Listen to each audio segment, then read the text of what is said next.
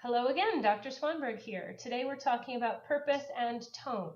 That's 2 lessons for the price of 1, you lucky students. All right, we're going to be talking about purpose first. Purpose is the reason for the writing, the reason the author wrote it, the why of it all.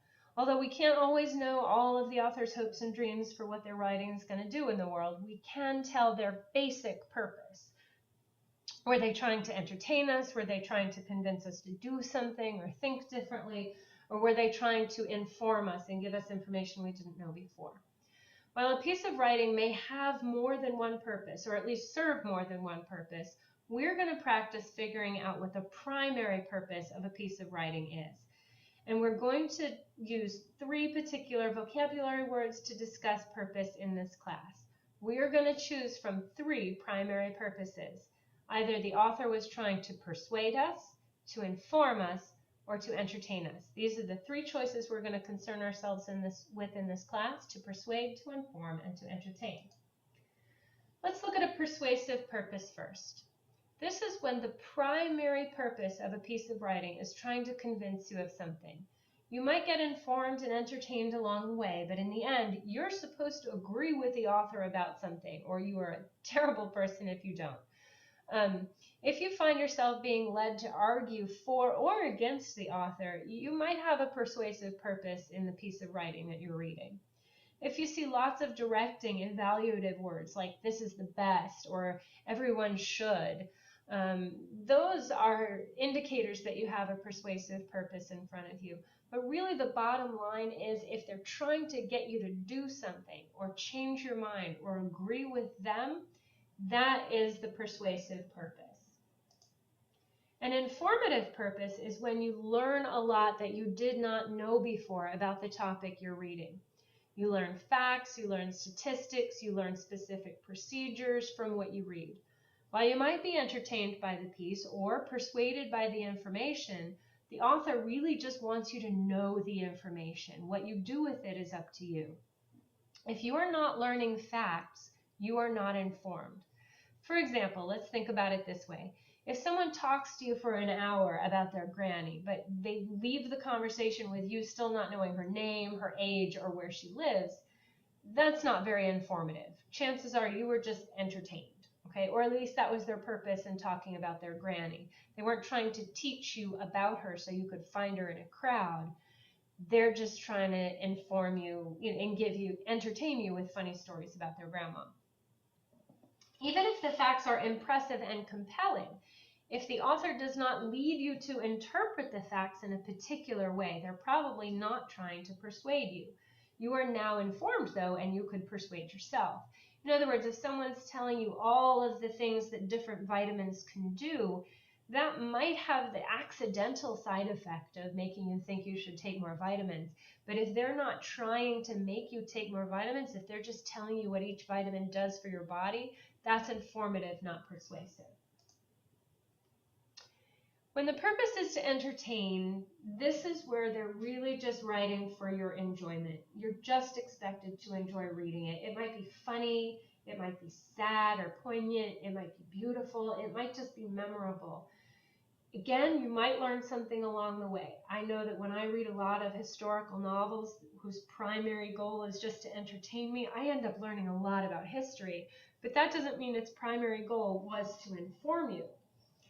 If you read about someone's camping trip, for example, you might accidentally learn that it's a bad idea to leave a backpack full of food on the ground, but they were more interested in the funny story about a bear eating all their food than teaching you anything.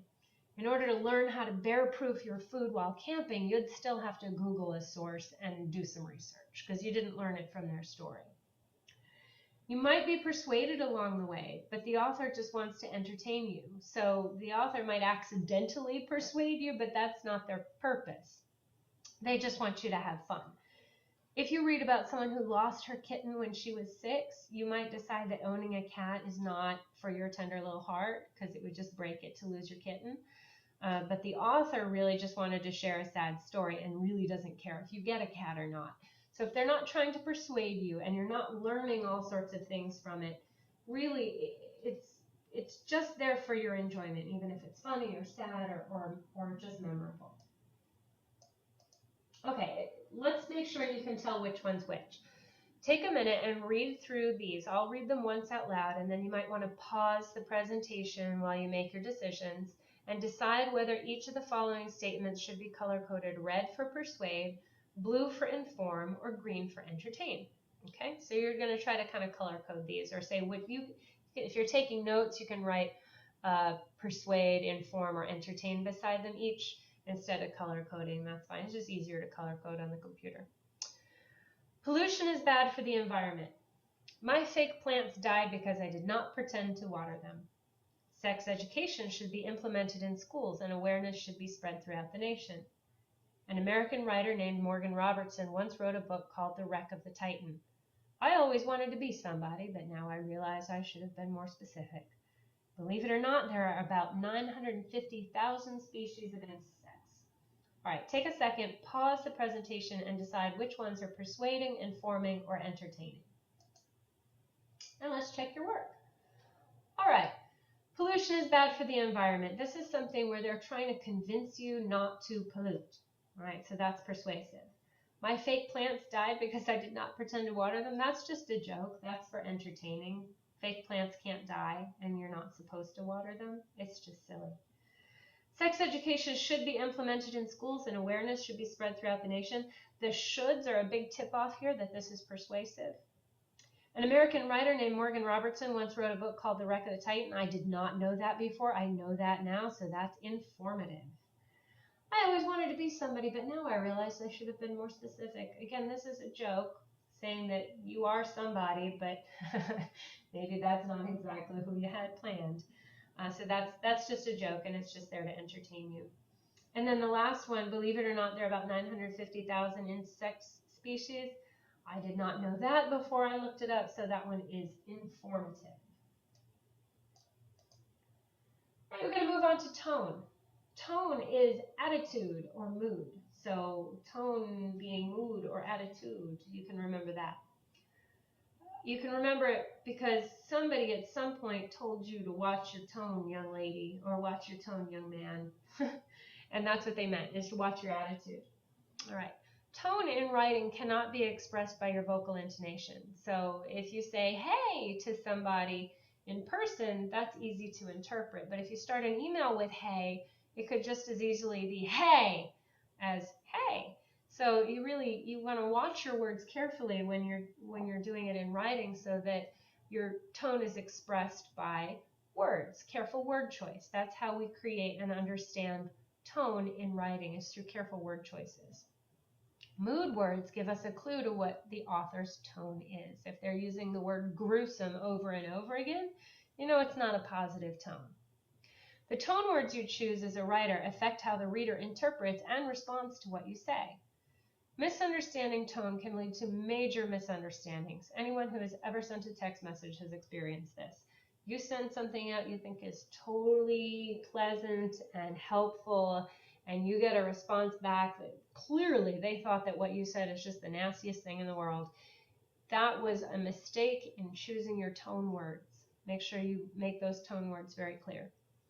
Unlike purpose, we do not just have 3 terms to choose from. It's not just entertain, persuade, and inform. We have limitless words to express tone. Happy, sad, angry, sarcastic, judgmental, rude, annoyed, worried, frightened, elated, sympathetic. I could go on and on and on, but I really don't think you want me to. All right, let's talk about the results of tone. Watch your tone, young lady, or watch your tone, young man. Look at the results of understanding what tone can do. Which one of the following emails would likely get the best result from an instructor? I don't see a grade for my essay. What's up with that? I looked in the grade book and I don't see a grade for my essay yet. When will it be ready? Why haven't you finished grading the essays yet? I looked yesterday and you still haven't done anything. Yeesh. What's wrong with my tone? Somebody says to watch your tone. You might say, what's wrong with my tone? But let's take a look at this. The middle option will get your best result. In the first example, the phrase, what's up with that, is a little too informal and a little too annoyed to email to a teacher. You want to keep those emails to your teacher relatively formal. The best best choice is, I looked in the grade book and I don't see a grade for my essay yet. When will it be ready? This simply states a fact and asks a question. It has very few tone words in it, which makes it a safe bet when communicating a question to your instructor. Why haven't you finished grading the essays yet? I looked yesterday and you still haven't done anything. Now, although this essentially says the same thing as the ones above, the choice to say you haven't finished grading it and you still haven't done anything, it makes it sound angry and accusatory, and it's likely to put the teacher on the defensive, and you might not get the kind of result you're hoping for. Now, we're talking about tone questions in multiple choice tests and short answer tests, and understanding it in the novel. So let's take a look at how to do that. In multiple choice, the directions tell you to choose the best option. Now, this is something to remember with all multiple choice tests, but it's especially important with tone. They mean the best option from the options listed, not the best option in the world. This always got me on multiple choice. I always wanted a better option than the ones listed. And it drove me crazy that my best option wasn't really in there. It's the best of the ones they list. So you got to kind of settle for second best sometimes. It's also important to have a strong vocabulary and make sure you know what all the choices mean, which is one of the reasons we're trying to build your vocabulary throughout the semester. Let's look at an example. What's wrong with you, lady? Haven't you ever used an ATM before? Now, admittedly, the best answer here would be fantastically rude, but sadly, that's not one of our choices. We have as choices impatient, cruel, elated, and resigned. Pause this for a second if you need to make your choice. In choosing the best answer, there are some things to consider. Number one, impatient. This is your best answer. Let's look at why the other answers are incorrect. Cruel. Cruel means causing great pain or distress. While the comment above sure is rude, the lady hearing it was not likely caused great pain by it. It's a little too intense a word. See, elated. Elated means very happy. This person is not happy. Resigned. Resigned means submissive or accepting of the situation, like, well, I guess this is going to take forever, oh well. And this person has definitely not accepted this situation because they're complaining about it. So they're not resigned. They're trying to annoy the lady into moving faster. So the best would be impatient. Why bother with tone? Tone can give us a lot of important clues when we're reading, clues that help us make inferences and understand meaning. In the book that we're reading, The Island of Dr. Moreau, there are so many tone words that tell us that what he's seeing is off, it's wrong, it's weird, it's creepy, it's grotesque, and you see these words over and over and over again, and if you're looking at them, you start to understand that something's wrong even before you know what it is. So it's really important to keep track of the tone words because they help you figure out what's going on, and they help you build that suspense where you know something's not right, something's creepy here. So I've highlighted the tone words, but let's look at them all by themselves. Look at just the tone words from that paragraph, and what do you see? Strange, queer, disgust, odd, dirty, peering, lank, which means like long and yucky. Abnormally, curiously twisted, amazingly ugly. A lug is like a big clumsy person. Odd, furtive, which means sneaky. All of these words are just so negative. Everything here on this list is bad, it's weird. Clearly something is off and it's not good. So even if the narrator hasn't figured it out yet, even if you haven't figured it out yet, you know that whatever's going on is not good. You get a bad feeling from this passage. And sometimes when you're reading a novel, that's all you need is that bad feeling. All right, it's time to recap. We talked about purpose and tone. Purpose is the reason for the writing. The purposes we're discussing in this class are persuade, inform, or entertain. Tone is mood or attitude. And we have limitless words to express tone, and we've listed some of them for you. Now, you may need to ask some questions, you may need to review, you may need to try the practices again, you may need to stop and take some notes. Feel free to back up to the beginning of this presentation, watch it one more time,